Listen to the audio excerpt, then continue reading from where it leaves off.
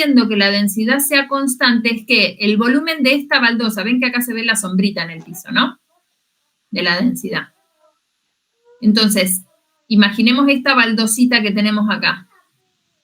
Que la densidad sea constante, lo que me dice es que el volumen que encierra la densidad sobre esta baldosa, que está acá en el extremo, es exactamente la misma que la que encierra esta otra baldosa que tengo acá. O esta que tengo acá, o cualquier otra superficie que a mí se me ocurra poner con el mismo área. ¿Sí? En cambio, si esta densidad tuviera una forma que agarra este extremo y lo levanta un poco, ya no me da lo mismo si estoy hablando de esta baldosa o de esta de acá. Porque acá la densidad va a estar más arriba, entonces el volumen de ese tubito que se genera cuando calo la superficie va a ser más alto, va a tener más volumen que el de que generó en esta otra zona. ¿Sí? ¿Me siguen lo que digo? Sí, sí. Bien. Entonces, de nuevo lo mismo, teniendo la densidad, ya tenemos toda la información, no me tengo que ir fíjense que acá ni siquiera tenemos el experimento original. Tenemos la densidad y ya con eso tenemos todo. ¿Sí? Por ejemplo, podríamos querer calcular la probabilidad de que por la modalidad 1 de ventas se obtenga un volumen más bajo que por la modalidad 2. ¿Cuál es la probabilidad de que las ventas presenciales generen un volumen de ventas más pequeño que las ventas online? Entonces ahí la probabilidad que a mí me interesa es la de un evento B que junta a todos los pares de valores X, Y del recorrido en los que la coordenada X es más chica que la coordenada Y.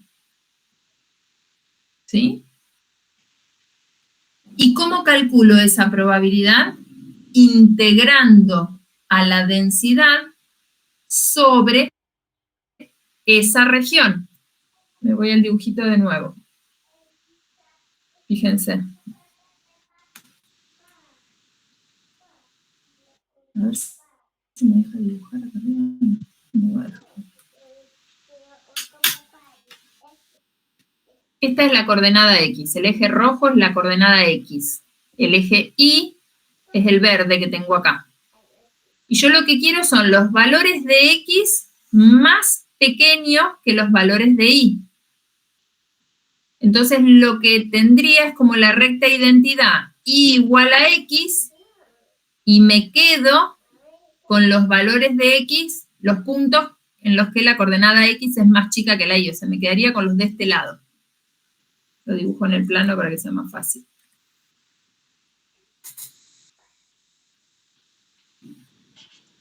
Si esta es la coordenada X y esta es la coordenada Y, el dominio de la función tenía los valores de X entre 50 y 100.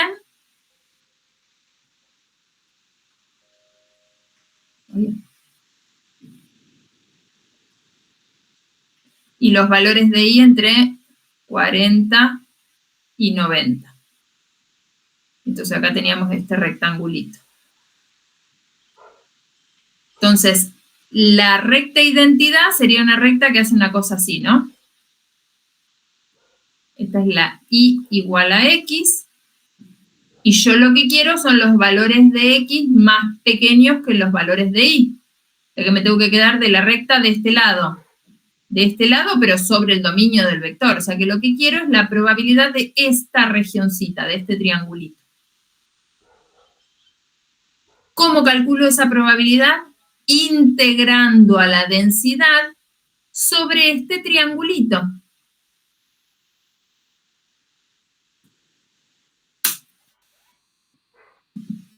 ¿Y eso qué me da como resultado?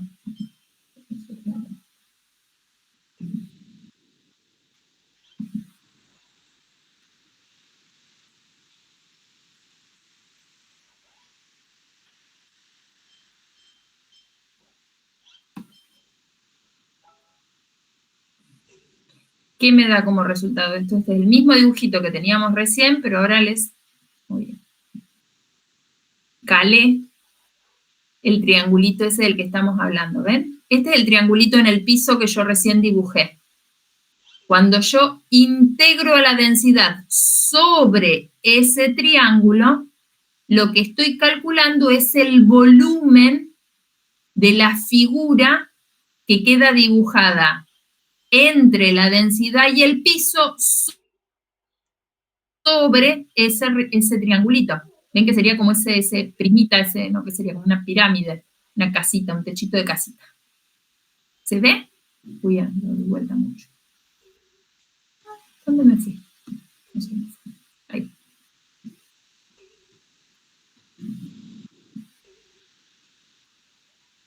Ahí. ¿Lo llegan a ver?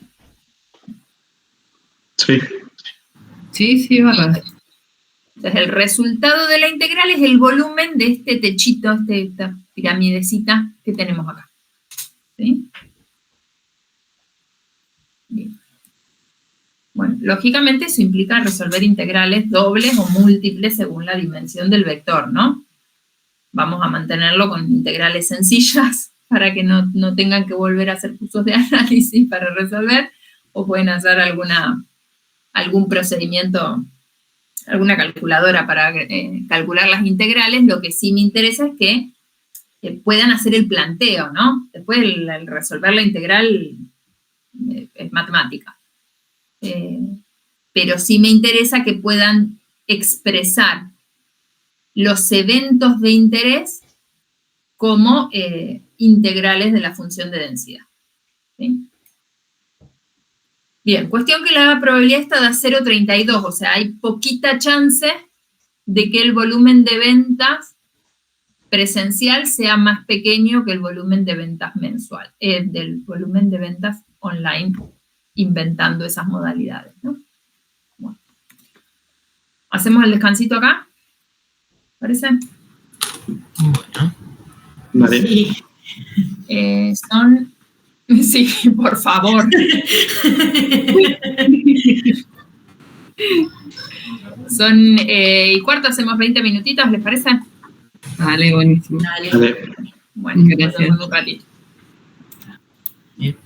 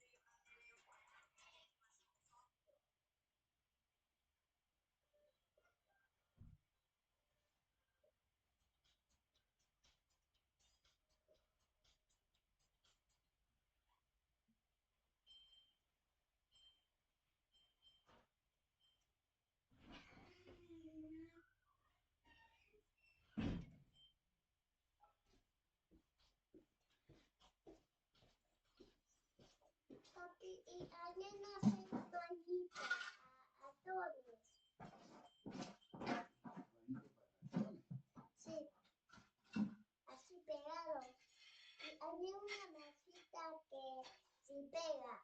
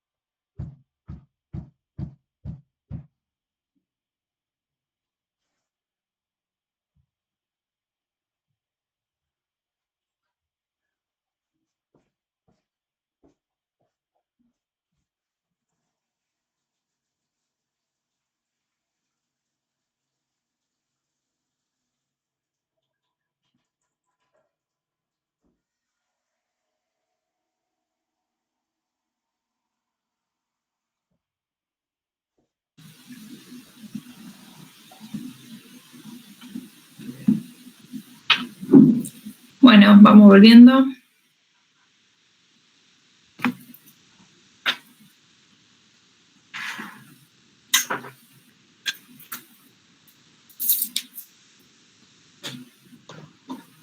Estamos. Bueno, seguimos un poquito más recorriendo los conceptos estos que habíamos mencionado al principio. Hasta acá entonces el recorrido que hicimos fue definición de vector aleatorio, la extensión del concepto de probabilidad inducida y la extensión de los tipos de vectores en discretos y continuos, ¿sí? Nos falta para completar todos los conceptos que habíamos visto en el caso de variables aleatorias, extender el concepto de función de distribución acumulada, ¿sí? Que esta era, recuerdan, la función que iba juntando, que iba recorriendo todo el eje real, juntando las probabilidades que iba encontrando en ese recorrido y que formalizábamos diciendo que era la probabilidad acumulada de semirrectas, ¿no? Cuando la variable aleatoria tomaba valores desde menos infinito hasta un cierto valor que era el que asignábamos como argumento de la función. Bueno, esa misma noción la podemos tener en el caso de vectores aleatorios también, solo que esa acumulación de probabilidades se va a hacer a medida que uno vaya recorriendo el plano o el espacio que defina al recorrido del vector, ¿sí? Entonces, como que se complejiza un poco la escritura y se complejiza un poco el poder visualizar gráficamente eso que va haciendo la función de distribución acumulada, pero que, bueno, aún en los casos de vectores aleatorios bivariados lo podemos graficar, y entonces eso nos da como la idea general de lo que sucede después en dimensiones mayores que no podemos imaginar. Pero básicamente la función de distribución acumulada es esa, es la probabilidad, acá, la función de distribución acumulada, cuando le doy de comer un vectorcito, fíjense que este X chiquitito está en negrita, o sea que este X chiquitito es un vectorcito de valores X1, X2, XK. Entonces, ¿quién es la función de distribución acumulada en ese valorcito de X? No es más que la probabilidad conjunta de ¿qué? De que la primer variable sea menor o igual al primer valorcito que tiene ese vector. Que la segunda variable sea menor o igual al segundo valor que está en ese vector. Y así sucesivamente para todas las variables del vector, ¿sí? O sea que voy acumulando probabilidades a medida que avanzo con los valores en todas las variables que componen al vector, ¿sí?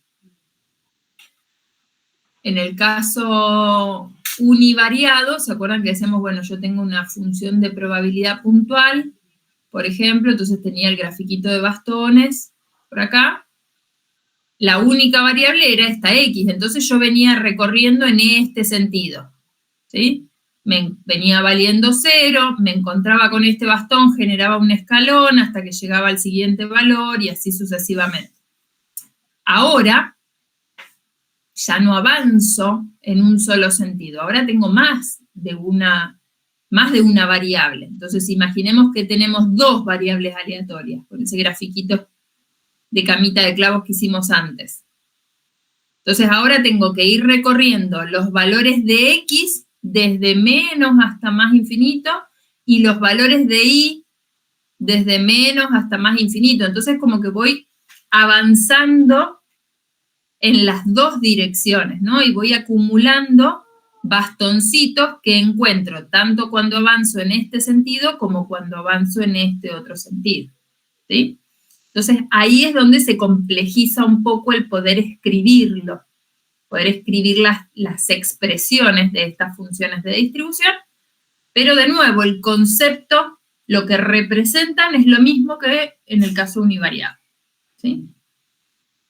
Entonces, formalmente la función de distribución la vamos a definir así, como la probabilidad de que cada una de las variables sea menor o igual al valorcito que se puso acá como argumento de la f. ¿Sí? Por cómo está definida, esta función de distribución tiene las mismas 3 propiedades que tenían las funciones de distribución de variables aleatorias. Es monótona no decreciente. Claro, porque si va acumulando probabilidades, no le queda otra más que aumentar o mantenerse constante. No puede decrecer, porque si decreciera, eso significa que en algún momento se encontró con una probabilidad negativa. Y las probabilidades negativas no existen. Entonces, sigue siendo monótona no decreciente. ¿Con qué particularidad en este caso? Que ese no decrecimiento se evalúa en cada variable individualmente. Claro, porque en el espacio ya no tengo relación de monotonía entre los puntos. Si yo dibujo 2 puntos en el plano,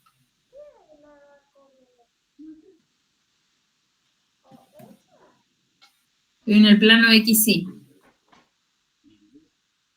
y dibujo este puntito acá, que tiene coordenadas X1 e Y1, y dibujo este otro puntito acá, que tiene coordenadas X2 e Y2. Entonces me formo el vectorcito X1 y 1, que es el primer punto, y el vectorcito X2 y 2. ¿Alguno me puede decir cuál de esos 2 vectores es más grande que el otro?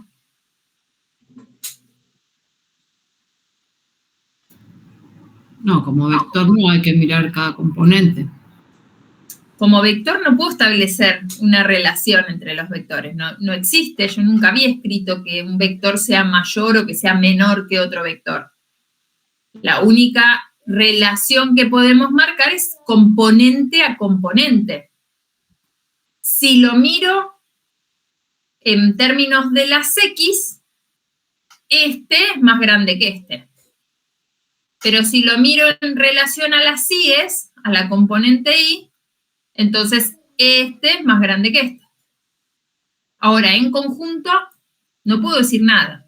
En el espacio no puedo establecer relación de monotonía entre los puntos. Entonces, cuando digo que la función es no decreciente, en el caso univariado decíamos, si x1 es menor que x2, entonces, ¿qué tiene que pasar? La f en x1 tiene que ser menor que la f en x2. O a lo sumo igual. Esa era la propiedad en el caso univariado.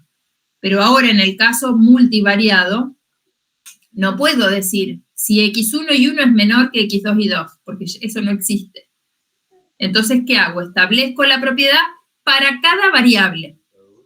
Si lo miro desde la perspectiva de las X, tiene que ser monótona no decreciente. Lo giro y la miro a la función desde la perspectiva de las Y, tiene que seguir siendo no decreciente.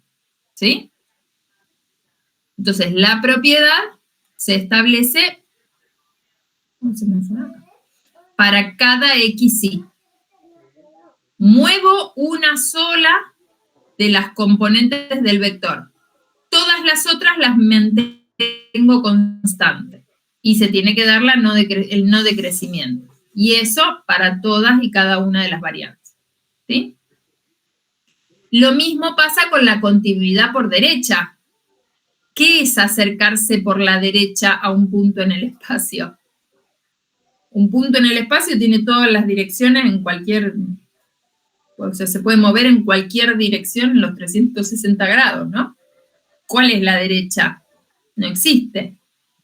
Entonces, ¿cómo evalúo la continuidad por derecha? De nuevo, la evalúo para cada variable, en cada XY. Miro la función desde la perspectiva de la X1, y ahí tiene que ser continua por derecha. Giro, lo miro desde la perspectiva de X2, tiene que ser continua por derecha. Giro de vuelta, lo miro desde la perspectiva de la X3, tiene que ser continua por derecha. ¿Sí? Esas propiedades las evalúo para cada variable. La propiedad de que esté acotada entre 0 y 1 también se sigue manteniendo, porque la F sigue representando probabilidades, entonces no puede valer menos de 0, no puede valer más de 1. Y hasta ahí habíamos visto en el caso de las variables aleatorias, esas eran las 3 propiedades que teníamos en el caso de variables. En el caso de vectores se mantienen esas mismas 3 propiedades y se agrega una propiedad más. Esta es nueva, es propia. Oye, ¿dónde me fui? Esta propiedad es propia de los vectores aleatorios. Y se agrega, no vamos a entrar en detalle tampoco sobre esto, pero se agrega, esta propiedad es necesaria porque en el caso multivariado existen funciones que cumplen las 3 primeras propiedades, pero que cuando uno las usa para calcular probabilidades dan resultados negativos. Después, si a alguno le interesa, les puedo mostrar algún ejemplo de funciones que tienen esa particularidad. Y yo no puedo trabajar con una función que me dé probabilidades negativas. Eso no puede corresponder al comportamiento en probabilidad de nada. ¿Sí? Entonces, es una propiedad que asegura que las probabilidades sean siempre mayores o iguales que 0. ¿Sí? Nosotros con las funciones que vamos a trabajar siempre van a ser funciones de distribución, no nos vamos a preocupar por esto, pero bueno, en la definición de propiedades es necesario mencionarla. Bien, entonces, ¿qué forma tendrá la función de distribución de vectores discretos y de vectores continuos? Para las variables aleatorias, nosotros decíamos, bueno, si la variable aleatoria es discreta, ¿qué le pasaba a la función de distribución acumulada? ¿De qué forma tenía? Venía creciendo desde 0 hasta 1, en algún momento llegaba el 1 y se mantenía constante en 1, y en el medio crecía de 0 a 1 de asaltos, ¿no? Y hacía como escaloncitos. Y una cosa así. Y estaban los escaloncitos cerrados acá y abiertos abajo. ¿Sí? Bueno, en el caso multivariado pasa lo mismo. La función de distribución es de tipo escalonada, solo que ahora tengo una escalera en el espacio, con escalones que son como baldosas que se van adosando unos al lado de otros. Ahora vemos un dibujito. Y en el caso continuo, si la variable aleatoria era continua, decíamos lo mismo, la función arrancaba en 0 y llegaba al 1, pero la podíamos dibujar de un solo trazo. Entonces la función de distribución hacía una cosa así, dependiendo de cómo se acumulen las probabilidades. En algún momento llegaba al 1 y se mantenía en 1, pero yo la podía dibujar de un solo trazo. En el caso multivariado va a pasar lo mismo, solo que ahora no vamos a tener una curva en el plano. Voy a tener una superficie en el espacio. Imagínense una sábana, un mantel que la agarran de una de las puntitas y la levantan, ¿no? Y queda como una especie de montaña que crece en las 2 dimensiones, si tenemos un vector bivariado, ¿no? Si tenemos 3, ya no lo podemos ver. Acá tienen 2 dibujitos, ¿ven? En el caso discreto y en el caso continuo. Ven que en el caso discreto viene valiendo 0 y en algún momento empieza a crecer y acumula probabilidades tanto para un lado como para el otro. Se van formando estos escalones, que no tienen por qué estar parejitos, puede ser que sea una escalera irregular de cada lado, ¿no? Pero siempre arranco en el piso y a lo sumo subo hasta el 1. este escalón del 1 se mantiene constante hasta infinito. Y en el caso continuo pasa lo mismo. Viene la sábana aplastada contra el piso y la tomo de este extremo y la levanto. Entonces, no tengo escalones. Ahora esto es algo continuo, con una tasa de crecimiento que depende de cómo sea la densidad, pero crece en un sentido, crece en el otro y llega hasta el 1, y en el 1 se ameseta y queda extendida en 1.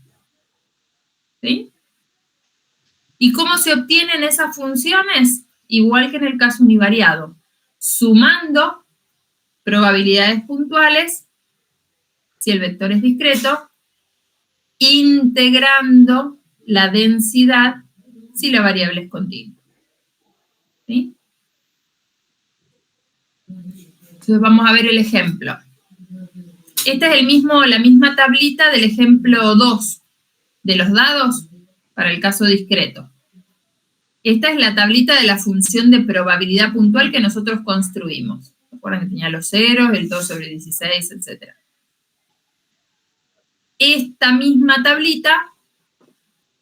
Con esta misma tablita puedo construir la función de distribución acumulada. Solo que esta tablita ya no va a tener solo las puntuales, sino que va a ir acumulando a medida que me muevo una celda a la derecha o una celda hacia abajo, acumulo todas las probabilidades que voy juntando desde el valor más chico hasta el que estoy parada. Si me paro, por ejemplo, en esta celda de acá, que es la que está señalada acá abajo, acá me dicen que la F vale 6 sobre 16. ¿Por qué? Porque si yo me paro acá, lo que tengo que juntar son todas las probabilidades que tengo para atrás de ese valor donde yo estoy parada. Este puntito de acá es la F en el argumento 1 de la X1, 4 de la X2, ¿no? Entonces, ¿eso quién sería? Esta F en 1, 4, no está escrito ahí, pero lo escribo acá. Esa F en 1, 4, ¿quién es? Es la probabilidad de que la X1 sea menor o igual a 1 y al mismo tiempo la X2 sea menor o igual a 4. Entonces, ¿esto qué es? Y es la suma de todos los valores de X1 y de X2 que cumplen esta condición. El 0,2, el 0,3, el 0,4, el 1,2, el 1,3, el 1,4. Sumo todas esas probabilidades, tengo el 6 sobre 16 que figura acá en la tablita. ¿Está bien?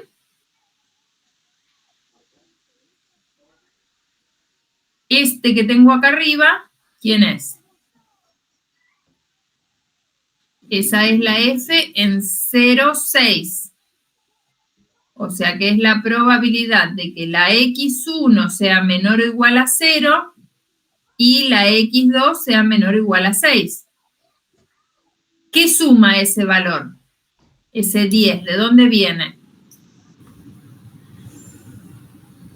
Toda la primera fila hasta el 6 incluido. Exactamente, la primer fila hasta el 6 incluido. ¿Sí? ¿Qué voy a obtener cuando llegue acá? A la última celda, la celda que esté en el extremo inferior derecho de la tabla. 1. El 1. ¿Por qué? Porque habré pasado por toda la tabla. Sumé todas las probabilidades puntuales. Eso es la condición de cierre. Eso me tiene que dar un 1. Este 16 sobre 16 que tengo ahí es justamente el 1 que estamos refiriendo. ¿Sí?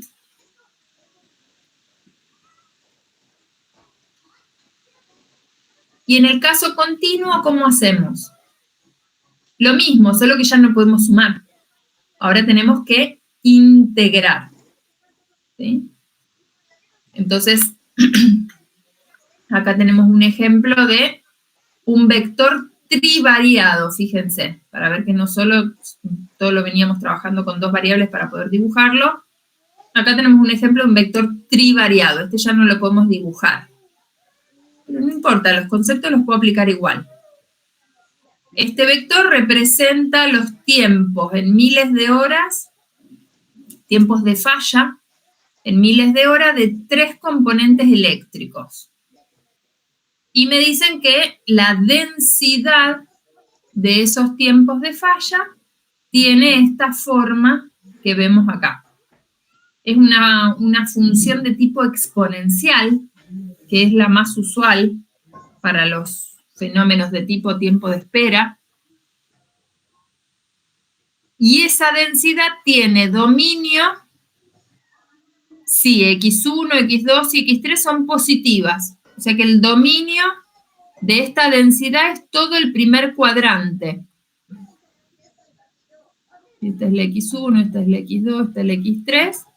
Entonces, el dominio de esta densidad es todo el primer cuadrante del espacio, ¿no?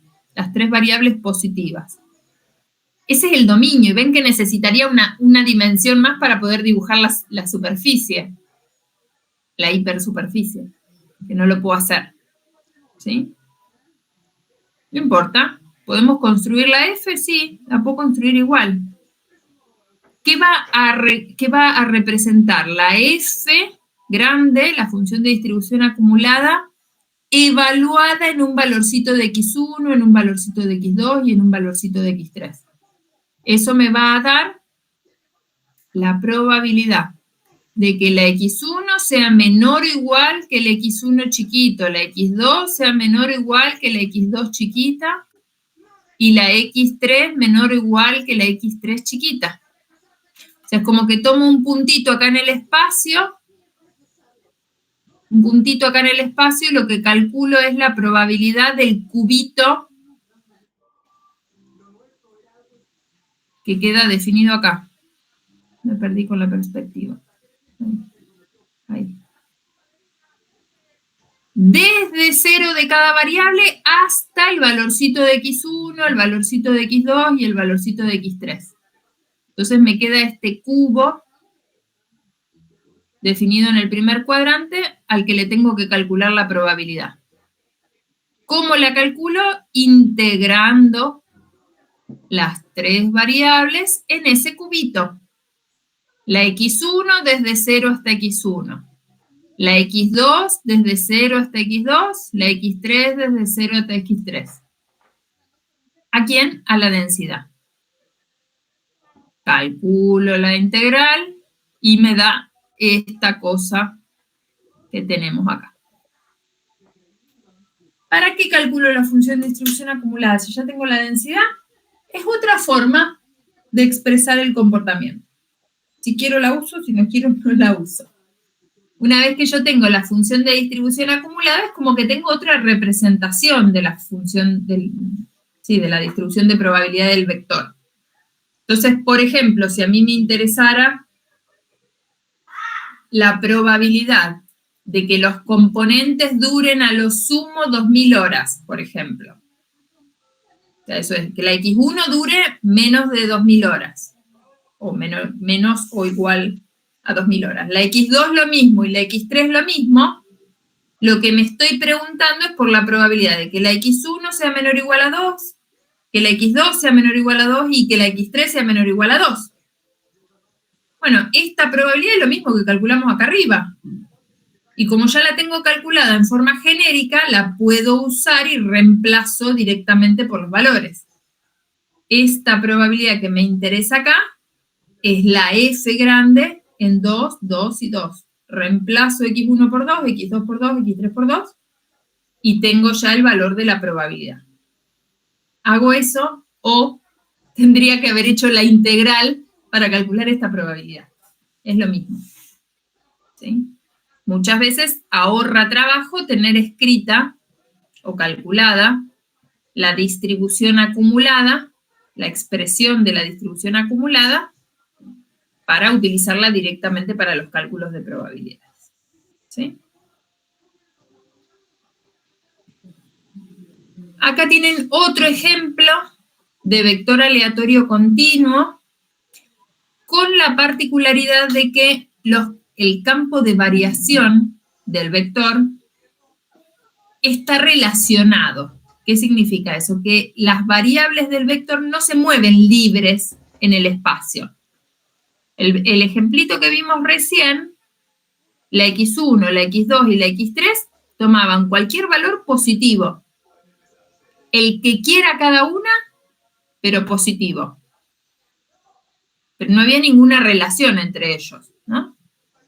Esta otra densidad que tienen acá tiene la particularidad de que los valores de x y de y que pueden tomar las variables, un vector bivariado, la particularidad de que los valores que pueden tomar esas dos variables, los dos varían entre 0 y 2, pero no varían libres.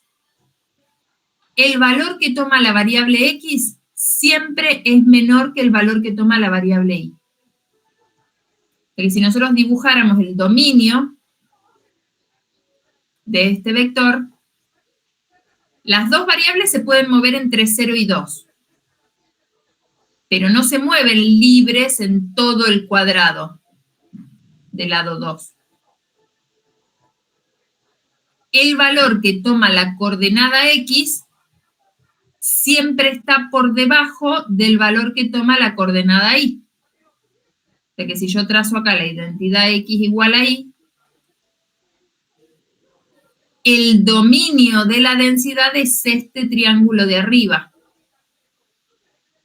Porque para este triángulo, los valores de x siempre son más chiquitos que los valores de y. ¿Sí? Entonces, cuando los campos de variación están relacionados, tengo que tener cuidado en cómo planteo los límites de integración para calcular la f. ¿Sí? Esto es más una cuestión de análisis matemático que de probabilidades, ¿sí? Pero bueno, no quería dejar de mencionar esta situación porque es una situación que usualmente se presenta, ¿sí? Está el ejemplo hecho, se los dejo como para mirar a ustedes, y cualquier cosa me preguntan, ¿sí? Pero no me detengo porque ya les digo, es más un ejercicio de análisis que otra cosa. Porque cuando quiero calcular la f, ¿en qué estoy pensando? Estoy pensando en que me paro en un puntito por acá. Este es el x0 y 0, que estoy poniendo acá como argumento, ¿sí? Entonces, la función de distribución acumulada en ese punto, lo que está calculando es la probabilidad que se acumula hasta el x0 y hasta el y0. Pero sobre el dominio del vector, o sea que tengo que calcular el área de esta región irregular. ¿Sí? Esto es lo que tengo que calcular. Y para calcular esto tengo que plasmar esa forma de figura en los límites de integración de las dos variables. ¿Sí? ¿Vieron algo de esto en algún curso de análisis alguna vez? Sí, alguna vez. Alguna vez. Bueno, Sí. no lo vamos a calcular. Para que me parece que en matemática 3 directamente nunca lo usamos para. Por eso, después uno nunca hace las cuentas a mano, estas cosas no las calculamos nosotros a mano, pero bueno, acá estamos definiendo los conceptos, es necesario mencionarlo. Por eso no me detengo en el cálculo, digo, porque es un ejercicio más de análisis de las regiones de tipo 1, de tipo 2, si las mirábamos para un lado, para el otro, bueno, tendríamos que hacer una clase de ese estilo. Pero bueno, no quería dejar de mencionarles que no en todos los casos el cálculo de la función de distribución es así que pongo la integral de 0 hasta, de 0 hasta, de 0 hasta. A veces las integrales quedan con los campos de variación relacionados. Y eso tiene que ver con cómo esté definido el dominio de la densidad. ¿Sí? En alguno de los ejercicios de la guía que les dejé para practicar aparece algo así relacionado. ¿Sí? Fíjense si lo pueden plantear, si no lo vemos juntos. Bien, entonces ahí vimos el concepto de la función de distribución acumulada. suma en el caso discreto, integral en el caso continuo, función escalonada, función continua.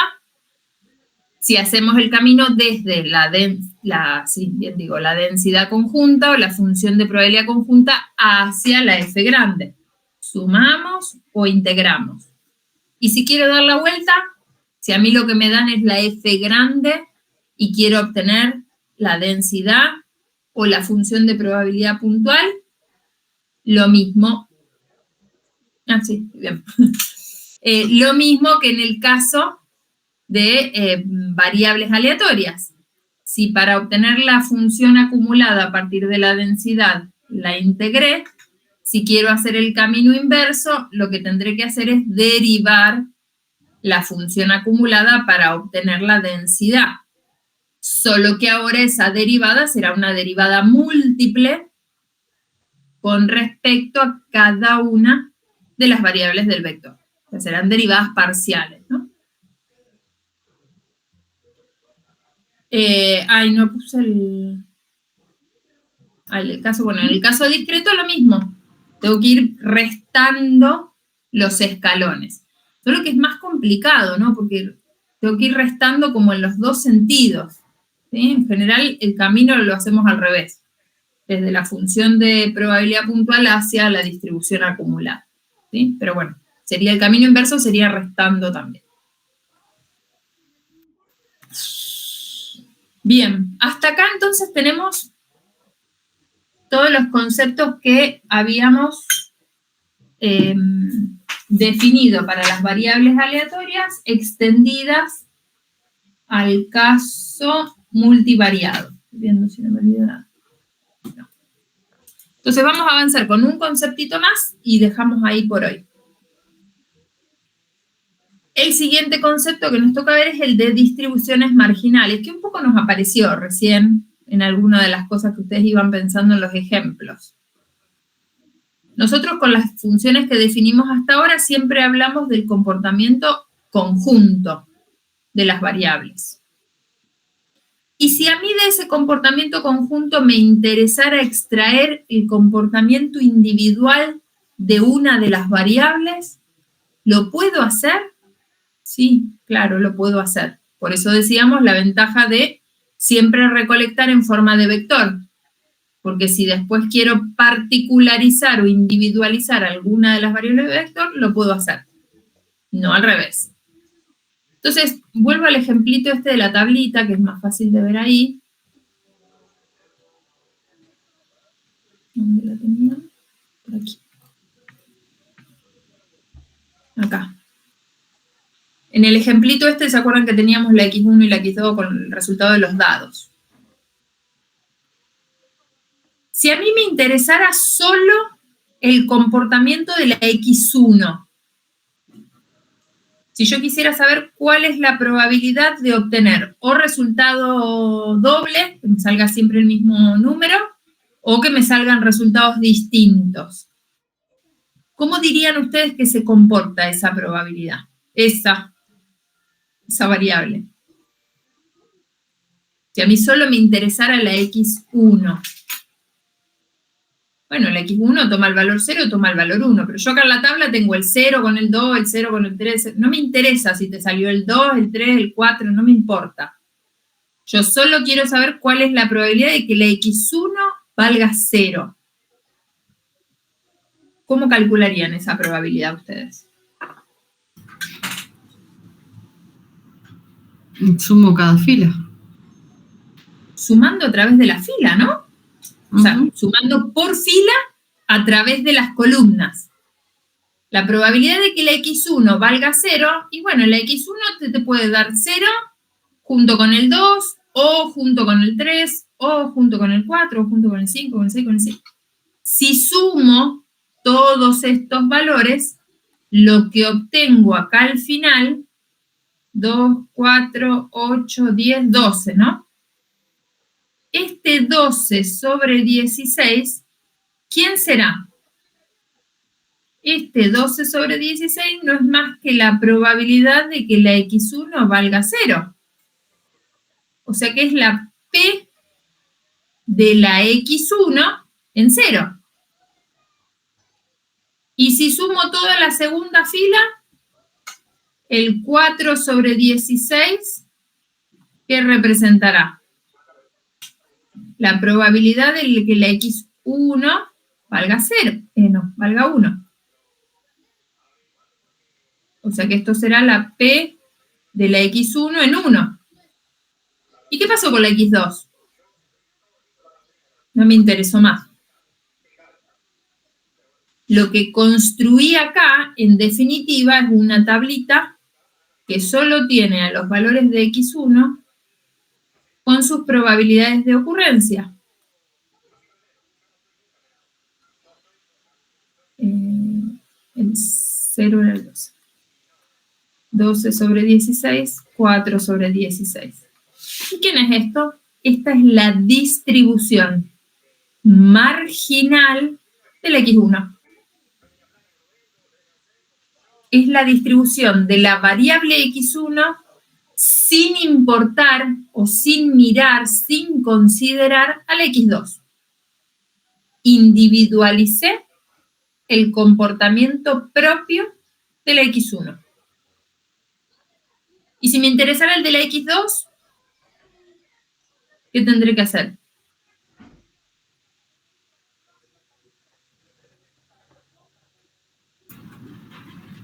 Sumo las columnas. Sumo cada columna, o sea, sumo a través de las filas por columna. Entonces tendré acá un 1 sobre 16, un 2 sobre 16, un 3 sobre 16, un 4 sobre 16 y así sucesivamente. Esto representará la distribución marginal de la x2. ¿Puedo con las distribuciones marginales volver a la conjunta? No. Si yo lo único que te doy, por ejemplo, es este 3 sobre 16, te lo doy así global, vos no me podés decir de ese 3 sobre 16 cuánto le correspondía al 0 y cuánto le correspondía al 1. Te lo di global. Pero si te lo doy desmenuzado, con el desmenuzado vos me podés armar el global. ¿Sí? A eso nos referíamos antes cuando decimos, bueno, sí, recolecto por separado, lo que recolecto es el 0 y el 1. El 0 con un 12, el 1 con un 4. Y estos 12, ¿cómo se distribuyen en la otra? No sé, eso no lo miré, si lo recolecté separado. ¿Sí? Entonces, las distribuciones marginales lo que hacen es eso, es mirar cada variable individualmente, colapsando a través de todos los valores de la o de las otras variables que estén en el vector y que a mí no me interesen. ¿Sí? En el caso discreto, sumamos a través de las variables que no interesan. En el caso continuo, integramos a través de las variables que no nos interesan. Me vuelvo para adelante.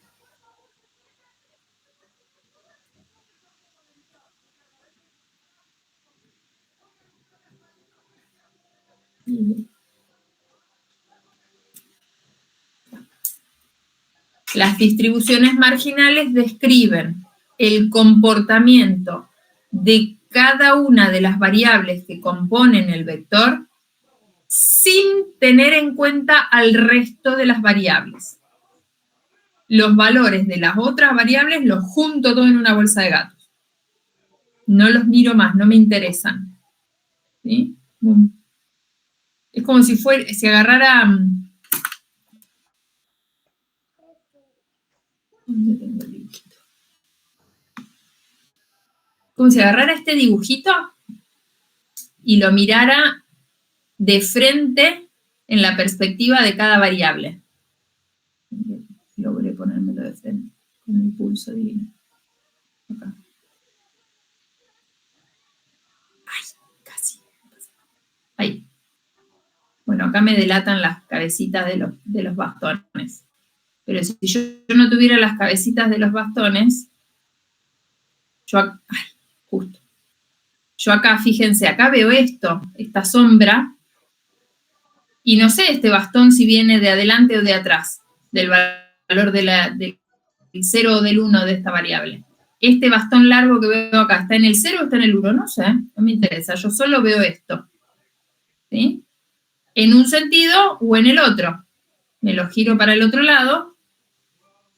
¿Ven? Es como que veo colapsados todos los valores de la otra variable y a mí solo me quedo con los valores de la variable que me interesan. Eso es construir las distribuciones marginales. Es como si todos estos bastoncitos que están acá, uno atrás del otro, los fuera apilando uno arriba del otro. Y lo mismo acá. ¿Sí? Es como esa vista que estamos haciendo. ¿Está bien?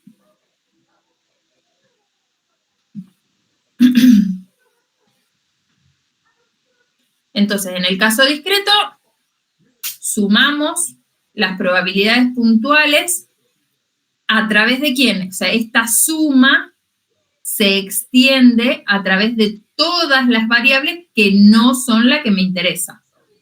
Si tengo un vector k-dimensional y me interesa la distribución de la x1, por ejemplo, tendré que sumar a través de todos los valores de x2, de x3, de xk. Todas las restantes k menos 1 variables. ¿Sí? En el caso continuo, bueno, acá tienen hecho el ejemplo que hicimos recién a mano sobre la tablita, lo tienen escrito acá. Es como si agregáramos una fila y una columna. Sí. Perdón, en el gráfico recién la perspectiva que tomaba, lo que faltaba era sumarlos. O no sé si lo dijiste y no escuché. Claro. Está bien. Sí, claro, eso decía. Es como si en el grafiquito que yo Lo miraba ves de los perspectiva. bastoncitos estos. Acá yo lo que vería serían 2 bastoncitos nada más, pero por ejemplo, tendría una altura que serían los 4 bastones que están uno atrás del otro apilados. Perfecto. Claro. Pero a lo que me refiero es a eso, es como que solo veríamos 2 bastones. ¿Por qué? Porque la variable tiene esos 2 valores. Y su bastón va a ser tan alto como la suma de todos los bastoncitos que están uno atrás del otro.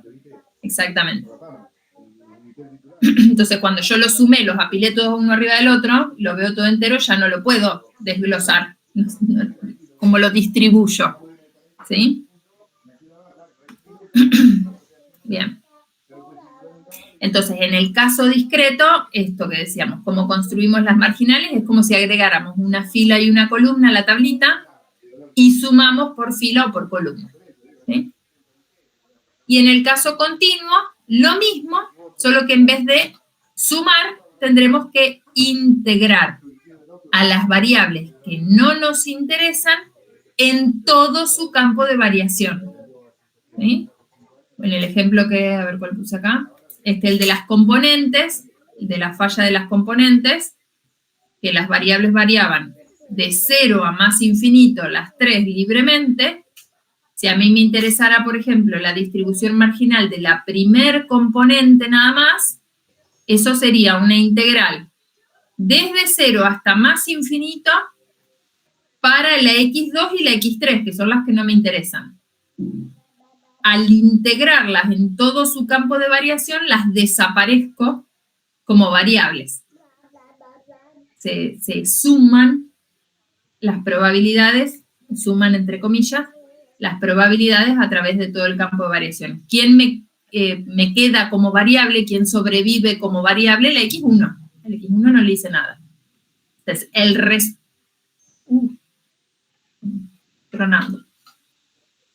resultado de la marginal de x1 solo debe depender de x1. Si llego al resultado de una marginal en el que me queda dando vueltas alguna otra variable, algo hice mal.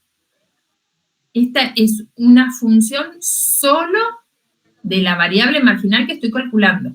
Entonces el resultado tiene que depender solo de esa variable. Este concepto de distribución marginal no aplica solo para las variables individuales. Cuando yo tengo un vector de más de 2 variables, como en este caso que teníamos un vector de 3, a mí me puede interesar particularizar el comportamiento de 2 de las 3 variables. Entonces también existe el concepto de distribución marginal de un subvector del vector original. ¿Sí? O sea, las distribuciones marginales no son solo univariadas. puedo tener una distribución marginal multivariada. Por ejemplo, en este caso, que teníamos 3 variables, a mí me podría interesar la marginal de x1 y x3. La x2 no me interesa. Entonces me quedo con un subvector, x1, x3 bivariado, y le calculo su distribución marginal, que a su vez va a ser una distribución conjunta, ¿no? Es marginal con respecto al vector original, pero es conjunta de las variables que componen el subvector. ¿Cómo la calculo? Igual. Integro a través de las variables que no me interesan. ¿Quiénes no me interesan? La x2 nada más ahora. Entonces será una integral simple para la x2 integrada en todo su campo de variación, de 0 a más infinito. Resuelvo la integral. ¿De quién debe depender el resultado? De x1 y de x3. No puede estar x2 dando vuelta. ¿Sí? O sea, el concepto de marginal no solo es para las individuales. Usualmente se utiliza para variables individuales, para particularizar variables individuales, pero no necesariamente tiene que ser siempre así. Bien. ¿Cómo estamos hasta acá? Bien, bien. Bien. Van siguiendo. Lo último me mareó un poquito. Marea un poco hasta que, bueno, después traten de hacer los ejercicios, siguiendo con los ejemplos que están hechos acá, de plantear al menos, no se enrosquen tratando de resolver las integrales y eso, o usen algún programa online para calcular integrales, o software, lo que quieran, pero sí hagan el ejercicio de plantear esto de cómo obtendría, cómo haría el cálculo, cómo plantearía el cálculo, más allá de que después lo resuelvan con alguna asistencia, ¿sí? Pero sí, es como que hay que ordenar la cabeza. Estamos viendo un montón de conceptos juntos, ¿sí? Arrancamos hoy definiendo los vectores aleatorios y ya los estamos mirando en perspectiva. O sea, es un montón de contenido el que estamos viendo, así que es natural que esté todo un poco mezclado todavía. Pero bueno, después vuelvan a leerlo por partes, a razonar de vuelta los ejemplos y va a ir decantando, se van a ir ordenando los conceptos. Lo vuelven a leer y se mezcla más de lo que me dicen y lo revisamos, ¿sí? Sin problema, más allá de que mañana es el último encuentro que tienen conmigo, ya la semana que viene arrancan con Nora, pero más allá de eso, si en algún momento están muy trabados o tienen dudas, lo que sea, me escriben y hacemos algún encuentro un ratito en algún meet de consulta, no tengo problema, ¿sí? Eso estamos a disposición. Bueno, déjenme ver qué queda en independientes y caracterización. Bueno, seguimos este pedacito de independientes nada más y si quieren cortamos ahí.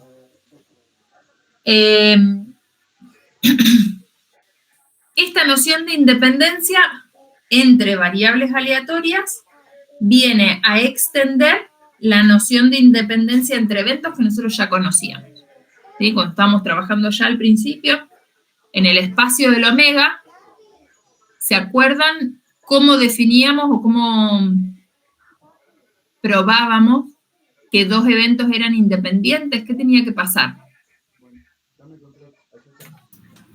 ¿Y la probabilidad de la intersección tenía que ser 0? ¿Era eso o no? No, la eso era intersección mutuamente estaba por ahí excluyente. dando vuelta, el 0. Las condicionales debían ser iguales. Ah, ¿Quién? entre sí. Sí, entre sí. Sean dos eventos A y B, subconjuntos del omega, ¿sí? Estoy en el espacio original. Me fui a los eventos de vuelta. Entonces, A y B son independientes. ¿Qué me dijeron? Si tenía que pasar qué cosa. Sí, solo sí. Y la probabilidad de A dado B era igual a la probabilidad de A, ¿no? Bien. A la probabilidad de A. ¿Qué más? O podíamos La decir probabilidad. de B dado A igual a la de B, Sí. o había una tercera. Esta La era más probabilidad- intuitiva.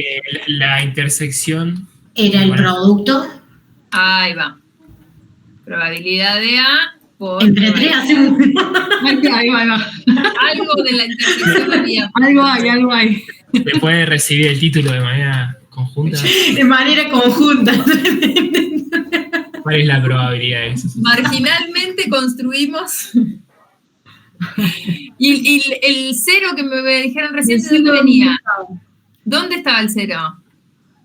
Había algo que yo dije, recuádrenselo por ahí porque es re común. Había otro concepto que Cuando es involucraba la mutuamente intersección. Sí. Cuando son ME. Eso, ahí ves, son ME, sí, solo sí, lo que tenía que pasar era que A intersección B fuera el vacío. Ahí ¿sí? está.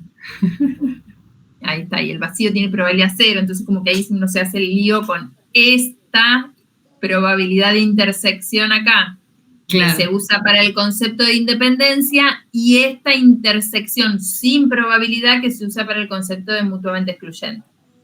¿Sí? Ojo ahí con eso. Bien. Bueno, entonces, independencia, decíamos, estas definiciones eran más intuitivas, porque yo acá me doy cuenta que si el hecho de que ocurra B no le cambia la probabilidad a A, entonces claramente son independientes los eventos, ¿no? Pero la definición que habíamos adoptado era esta, porque esta era más general. ¿Sí?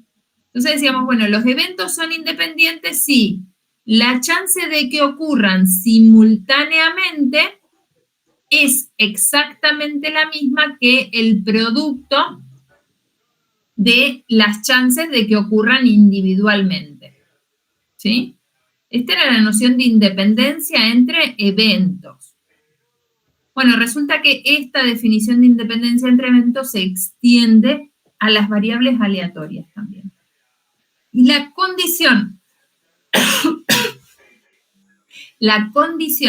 para decir que dos variables aleatorias son independientes es también una condición de este estilo, que la probabilidad inducida conjunta sea igual a las probabilidades inducidas, al producto de las probabilidades inducidas marginales. ¿Sí? Hago esta asociación para que vean que es como la misma forma de chequeo, ¿no? Dos variables aleatorias son independientes si y solo si la distribución conjunta se puede escribir o se puede factorizar como producto de las marginales. ¿Sí? O sea, yo tengo la distribución conjunta, calculo todas las marginales individuales, ahora sí, todas. Si el producto de todas las marginales me reproduce la conjunta, entonces las variables son independientes.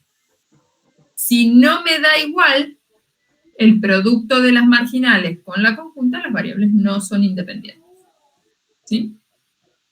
Y ese chequeo lo puedo hacer tanto con la F grande como con la P chiquita, la función de probabilidad puntual en el caso discreto, o la función de densidad en el caso continuo. Con cualquiera de las tres condiciones. Si tengo la F grande, trabajo con la F grande, tengo la P chiquita con la P chiquita, tengo la F con la F. ¿Sí? Entonces miremos los ejemplos que habíamos estado trabajando. Este, que era el de los dados y salía resultado doble y la suma. Tenemos la P conjunta, que está dada por el cuerpo de la tabla, y las P marginales, que están dadas por la última fila y la última columna.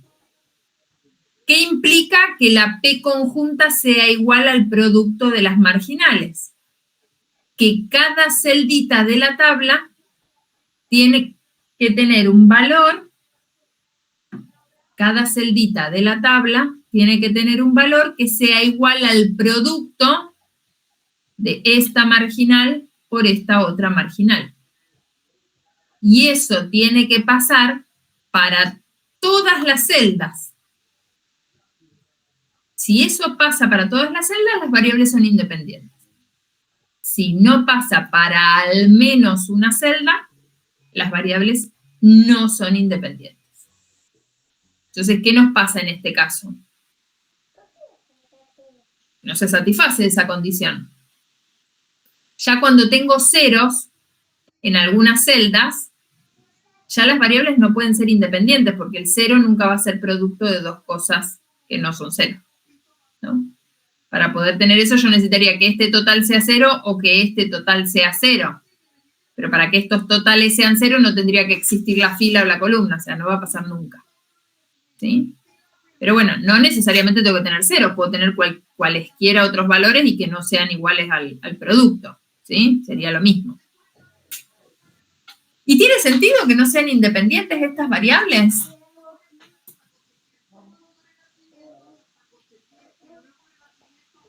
El hecho de que me salga el mismo resultado o no, ¿afecta a la chance de que en la suma se obtenga tal o cual valor? Acuérdense de cómo razonamos al principio de la construcción de la tabla, que pusimos los ceros.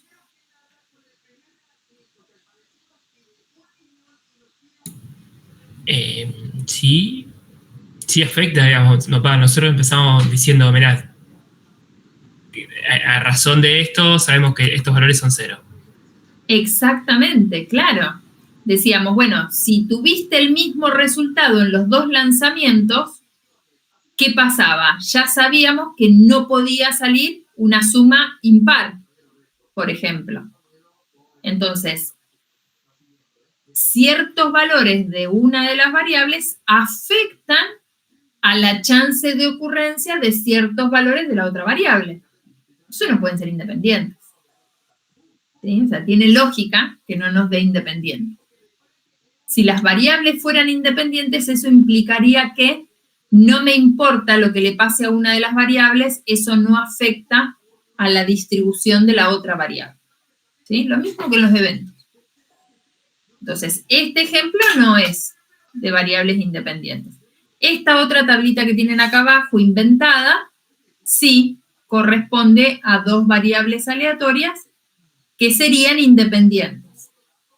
¿Por qué? Porque cada celda de la tabla es exactamente igual al producto de sus marginales. 1 sobre 16 del producto 1 un cuarto con un cuarto. Lo mismo acá. 1/8 como producto de un cuarto y un medio. 1/4 como producto de un medio y un medio. Y así voy recorriendo toda la tabla y todas las celdas verifican que la conjunta es igual al producto de las marginales. Entonces, en este caso sí, las variables aleatorias son independientes. ¿Sí? En el caso continuo, lo mismo. Para este ejemplo del vector trivariado de los tiempos de las componentes, si ustedes hacen el ejercicio de calcular las tres distribuciones marginales, la primera estaba calculada ahí en el apunte. Si hacen el mismo procedimiento y obtienen la de x2 y la de x3 marginal, obtienen estos resultados. E a la menos x1, 2 por e a la menos 2x2, 3 por e a la menos 3x3. Si hago el producto de estas tres cosas, ¿qué me queda? Me queda e a la menos x1 por 2c a la menos 2x2 por 3e a la menos 3x3. 2 por 3, 6. Tres funciones exponenciales. El producto de potencias de igual base. ¿Qué pasaba con las potencias? Me sumaban, ¿no? Entonces esto sería e a la menos x1 menos 2x2 menos 3x3. ¿Qué pasó? El producto de las tres marginales me dio exactamente lo mismo que la conjunta de la que partimos. Entonces, x1 y x2 y x3, x1, x2 y x3 son independientes. ¿Sí? En el otro ejemplito que tenían, el que tenían los campos de variación relacionados, si también, si hacemos el ejercicio de calcular las dos marginales, obtenemos estos resultados que tenemos acá. Y si hago el producto de esto por esto, ni de casualidad obtengo esta cosa que tengo acá. Entonces estas no son independientes.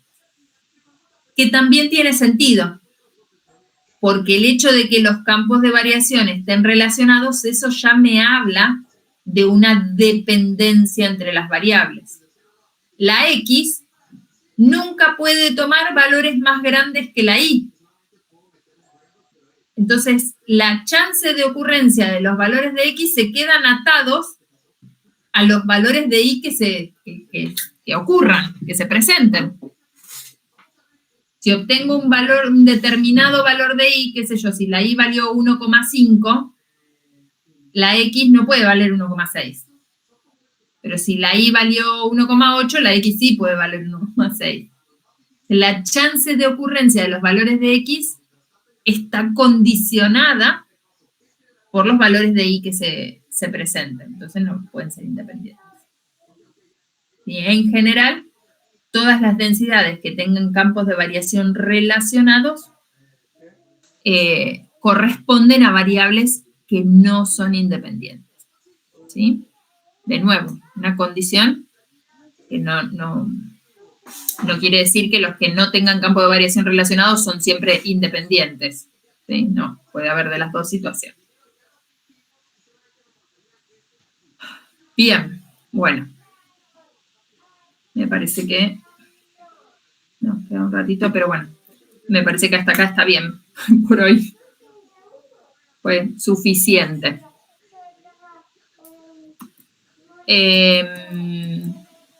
Nos queda mañana... No tengo el link. Acá. Nos queda para mañana terminar de ver la caracterización de los vectores. O sea, sería como la extensión del concepto de esperanza y de variancia para el caso de los vectores aleatorios. Y después el tema de las distribuciones condicionales, esto que también charlábamos al principio. Recién vimos marginales, que es, no me interesa la otra variable. Miro solo la X1 sin que me importe la X2. La vista condicional es, solo me interesa la X1, pero cuando la X2 vale cierto valor. ¿Sí? Entonces, eso viene como a extender el concepto de probabilidad condicional, que también ya lo vimos para los eventos. ¿Cuál es la distribución de una de las variables cuando la otra toma ciertos valores? ¿Sí? Y con eso cerraríamos esta parte 2 del apunte y nos queda después la partecita 3, que es la que es bien cortita, que es para establecer algunos conceptos que después van a usar en la parte de proceso. ¿Sí? Bueno, tienen de esta segunda parte en el aula también una guía de ejercicios, si quieren ir haciendo, también para practicar. De la parte 3 no va a haber ejercicios, va a haber solo una aplicación que va a ser para el trabajito que tienen que entregar, que mañana les cuento mejor. Y con eso terminaríamos esta parte del contenido del programa. Profe, ¿y del apuntecito complemento que subió es...? Ah, ese sí, me había olvidado. El de complemento ese les puse, pero solo para que lo tengan por si en algún momento se les presentan. Vieron que nosotros cuando vimos las variables aleatorias, vimos todos los conceptos y después yo les conté algunos modelos conocidos de variables aleatorias. Vimos binomial, normal, etcétera, etcétera. Lo mismo pasa con los vectores. Hay algunas distribuciones multivariadas, usuales, que son modelos conocidos, entonces les puse ahí una reseña de los más conocidos.